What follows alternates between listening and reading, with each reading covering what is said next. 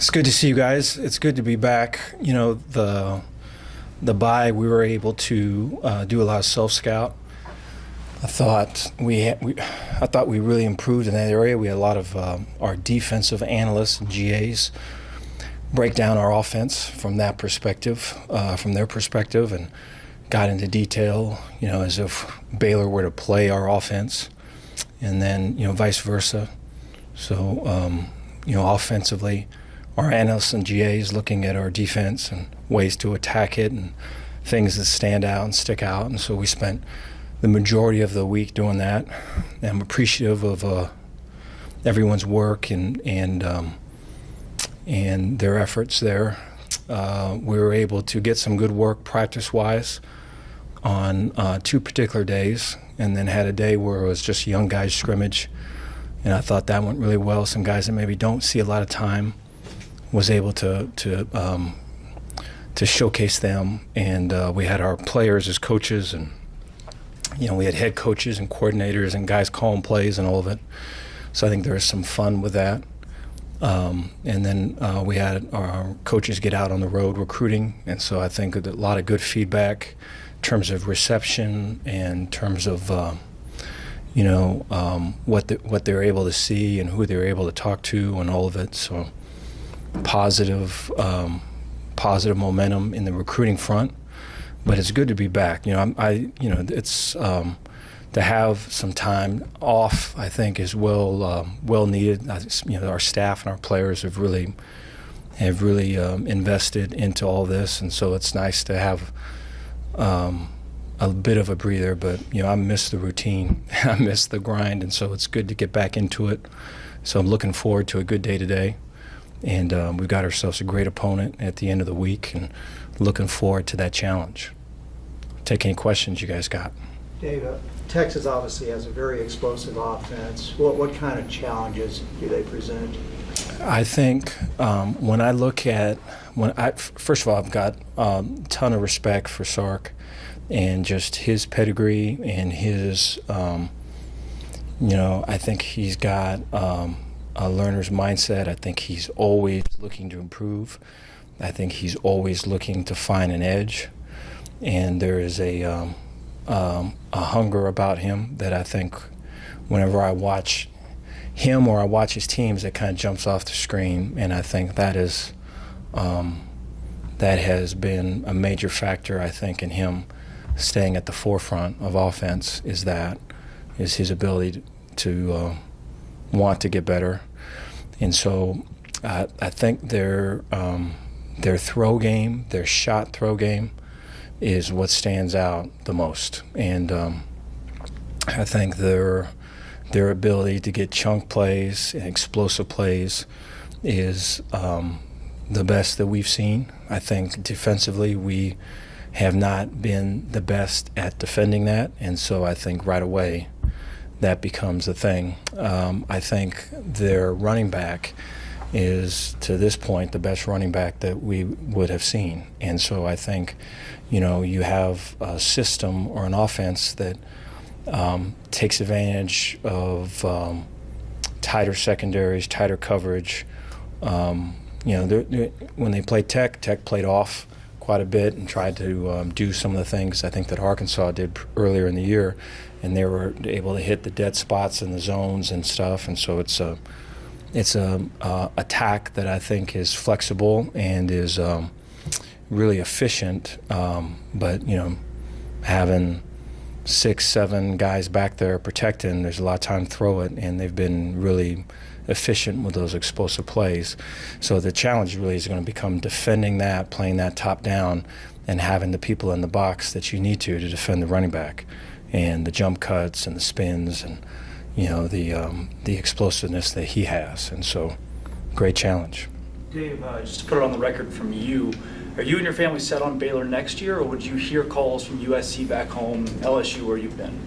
No, you know what? First, I'd say with LSU and USC too, but LSU in particular, just anytime there's change like that, I mean, that, got great friends at USC, and great friends at LSU. And so you hate to see that. And I think, and, I look at Coach O, man, I look at how much I've learned from him, the time that he spent and really just invested in me when, he didn't have to or didn't need me there. And so I recognize that and appreciate that. And so it's sad when those days, like what last week, when those days come, you don't ever want to see that. And so I want to see them have success at the end of the year. But yeah, I love it here. I mean, and my family loves it here. And, I think, Baylor has been everything that I thought it would be. I think coming here was an opportunity to grow and to be better. And I think, a lot of times, man, that looks awkward. I told our team that, as there's, I get uncomfortable when I have to look at myself. There's an awkwardness about kind of growing and trying to stretch, man, and be better. And I feel like everything that Baylor stands for, the people that are here, the hearts of the people that are here, I think it's bigger than football. And so I appreciate that. And, I think our team is built that way, and I think it's special. Dave, how do you go about, you mentioned your defense and giving up the big plays. I think against BYU there were maybe 5, over 40 to 45 plus 50. How do you fix that, or how do you go about trying to fix that? I think one is, pass rush, so the ability to play run to pass. And so I think when you're just in a pass rush mode, that's one thing, and that's for us not running by the level of the QB or being in our area rush lane or being in contain when you're in contain. We're still kind of fighting through some of those battles too. But when it is run to pass, it's different because we're trying to hammer on guys and hit blocks and be thick and do all this, and now it's not a run, now it's a pass. And so now you have to get off on edges. You've got to all of a sudden let's get extension from a guy so I can play a primary to a secondary. Oh, now it's pass. Now let's get real tight to a guy so I can make a move and get by him. And so our ability to individually be better in that area, I think, will help us collectively, and so there's a lot of drill work that goes with that. I think, schematic wise, to help with that is edge pressure as opposed to interior pressure. If there is creepers or that type of thing, then I think secondary wise, the ability to make the play when the ball's at its highest point, just bringing it down to the micro, so when you are in a one-on-one, right, breaking down that one-on-one in terms of when your eyes should come back or when you should be punching through a pocket or when you should be become the intended receiver. And so I think getting to the finer details of that and drilling that with really good, we've got receivers that are well-versed in all of it from the other side, so getting the one-on-one piece is going to be big. But then I think the collective, the schematic part would be finding ways to double guys, and so that we can contort a front, right, to negate top runs by formation of personnel, and then get people on the back end that can help double the guys that we got to double. A lot of these routes we're talking about are 2-3-man routes, and so, if there's a lot of guys that are blocking, we can use some of our guys and cover the guys that are running. And so sometimes that's easier said than done, but that is going to be the plan. Dave, you've talked about the stopping the run being a key to what y'all do defensively. Do you like kind of where you guys are? I mean, with that, obviously you're coming off a pretty good game, stopping the run against BYU, and just how big of a challenge is that against, like you said, maybe the best running back you've seen this year? I think we're improving in that area. I think we're not where we can be or where we want to be yet. I feel the improvement is real, though, and I think, it is. I think it all comes back to doing our 111th and being you but aligning with us. I think there is a fair amount of I think beneath maybe the head nod and defend the run and all this, do your job and all that, beneath all of that is, last year defensively, we had to score points. We had to do everything, right? And so these are what guys are thinking. These are what some of the players are thinking. And so like that, I'm going to do my job. If it's a nothing game, once we're down by 14 or down by 21, I'm going to take this chance. I'm supposed to be here, but I'm going to go there, right? I'm supposed to be up, but I'm going to go down, and all this other stuff. And so there's remnants in there of that. And I think anytime you're in adversity or anytime you're in a pressure situation, that bubbles back up. And so you have to kill that. I think you can't defend the run when it's that way. And there's some of that showed up in the game that we're referencing from a couple weeks ago. And so I think for everyone to do their job and for them to bring your own energy and your own style, I think is what makes us unique and special. But I think we have to play as a unit, and everyone's got to do their individual job, and so that people can feel the trust across the board that they can do theirs. And I think that is growing, not there yet. Over the course of self-scouting the offense, was there anything that stood out that maybe you've kind of missed over the course of the grind this season? There's things with personnel groups and the people within the personnel groups. There were things with backfield sets and all of it. So I'm proud of the work that went into all that. I think there is I think just backing up and looking at that bye, I think it is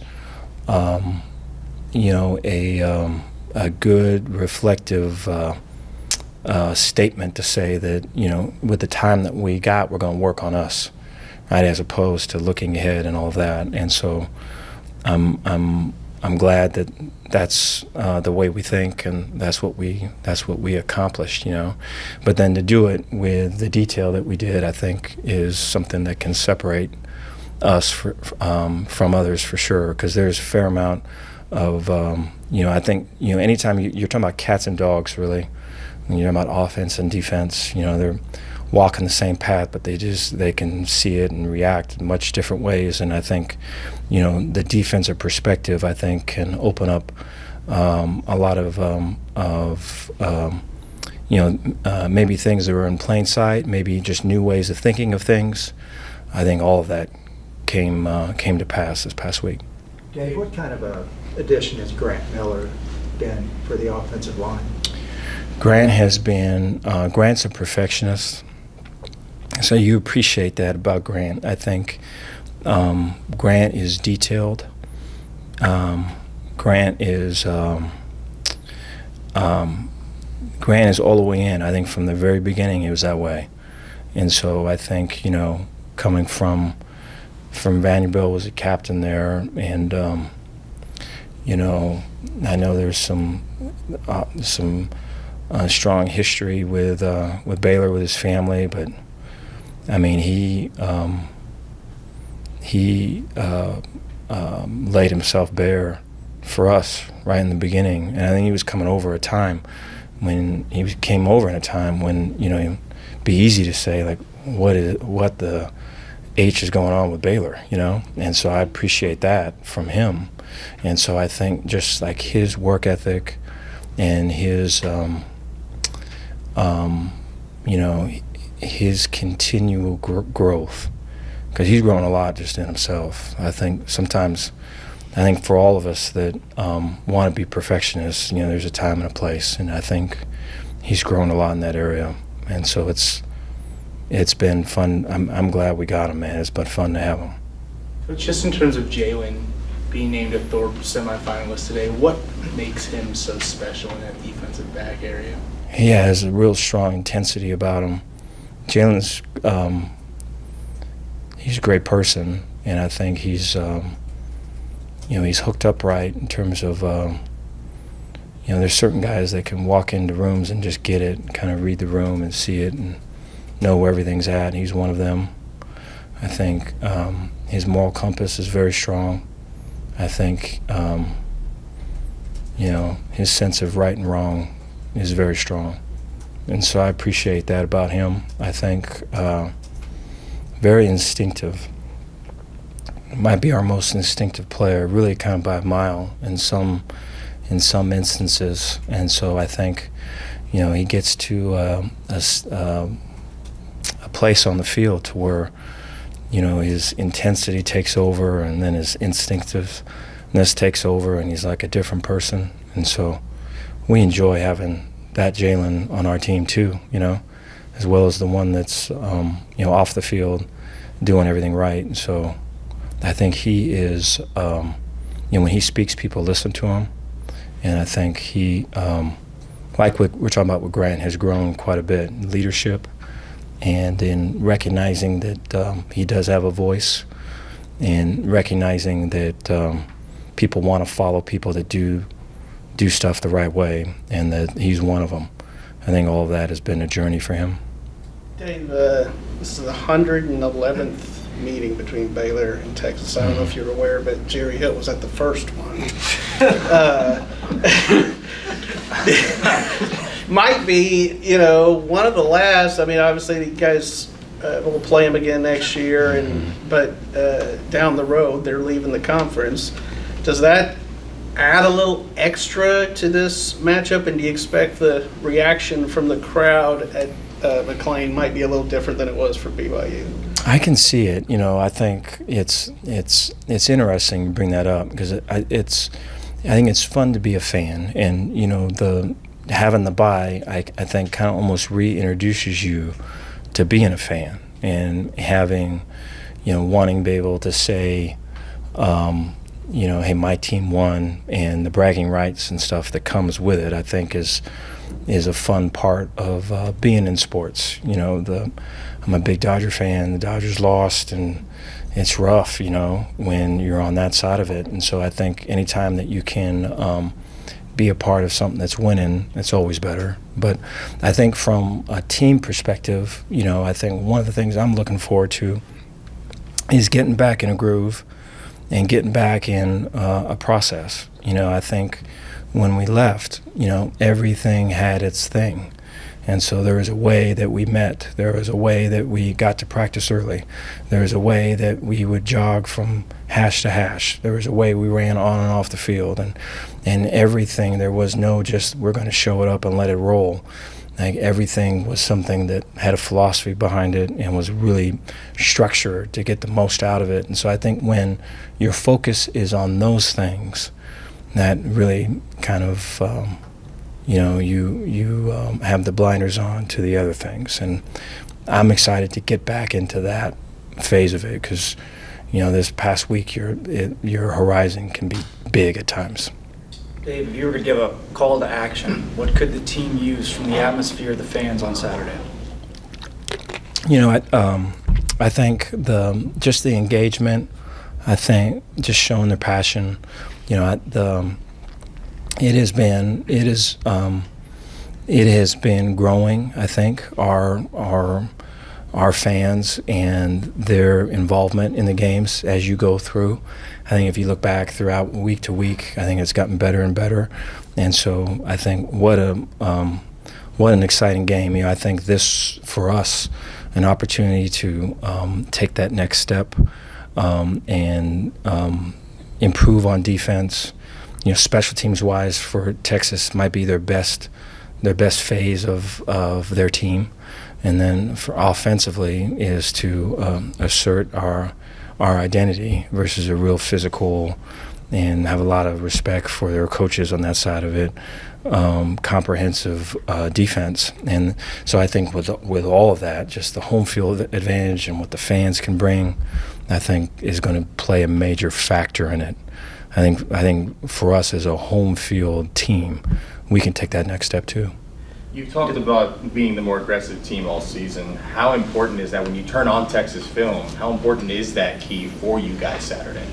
I think it's important. I think starting fast is way important. You look at their first quarter and their second quarter, it might be 2-1 on what's happening on the third and fourth. And I'm sure they're spending a lot of time, trying to get all those numbers up, I'm sure. But one of the things that stands out about them is that they jump on you fast, and it's big plays generally, and so there is a wave that you have to withstand. And so I think for us, early game, starting fast, being on our P's and Q's, eyes where they need to be, right? Answering and finishing drives on offense, being aggressive on special teams, and matching in intensity. All of that from the get-go is going to be way important. And I think, I see aggressiveness when I put on the film and watch Texas. I hope they see that from us. It'll make for an entertaining matchup. What do you do with Dylan? You've had Dylan Doyle plugged in on offense several different times. What is uniquely about him that makes you pull a defensive guy over and plug him into the offense? He's got real good football IQ. There's an understanding of the reason behind a play, his importance in a play.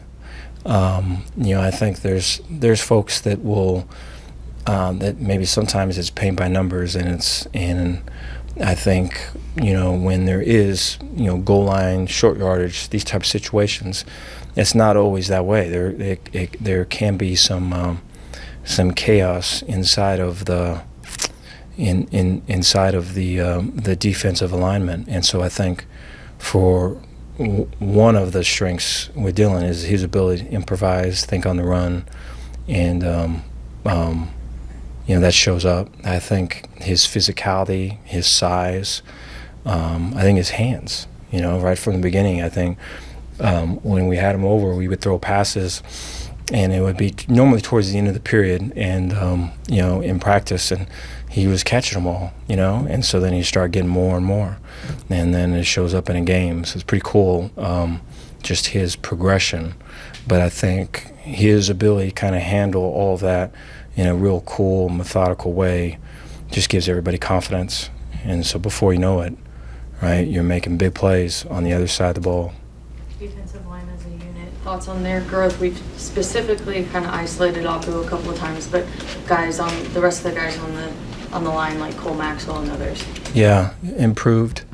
I think Cole has been one of the strongest improvements from last year to this. I think his ability to play with technique, and we've talked about cars and trucks and all of it, and to kind of take on that identity has been a big piece.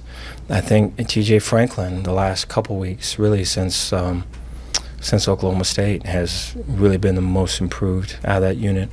And I think similar facet, BU aligned with us. I think that has been a way strong mantra for him. I think his play has earned him more playing time. And then you look at guys that are just real steady, like Utley, where you can move around, and you can count on him for doing things right, and count on him for a calm presence of not jumping in and out of gaps and not trying to do too much. And then I think Apu has continually improved, right? Chidi has continually improved. I think that nose guard position, if you were to say one thing about that group, is that our nose guard position has been winning more than they're losing, and so great challenge this week for sure. Dave, have you ever had a part of you seem to be so selfless and someone that you've had a lot of success, but have you ever had to battle when attention comes your way of not getting caught up in that? No, I try to go away from the attention. So I try to not be around it. Yeah, I think I don't know. I just think it's crazy for a team, for a side of the ball. I think to have you feel a lot, and so I feel quite a bit, and so when things aren't right, you feel it, and when things are kind of clicking and connected, you feel that too. And so to get the feeling right of so you're talking about guys with roles. Am I getting the ball? Am I not getting the ball? Am I seeing this time? Am I not seeing that time? You're thinking about guys with calls. We're doing this enough. We're not doing that enough. You're thinking about You know, there could be NFL, there could be, you know, winning, losing, any of that. But when you're feeling everything and it's where it needs to be, and so you feel good about it, there's just no room for you in that. You know, takes too much space. And so I think I think when you're trying to get it to where you need it to be, it's a lot of work.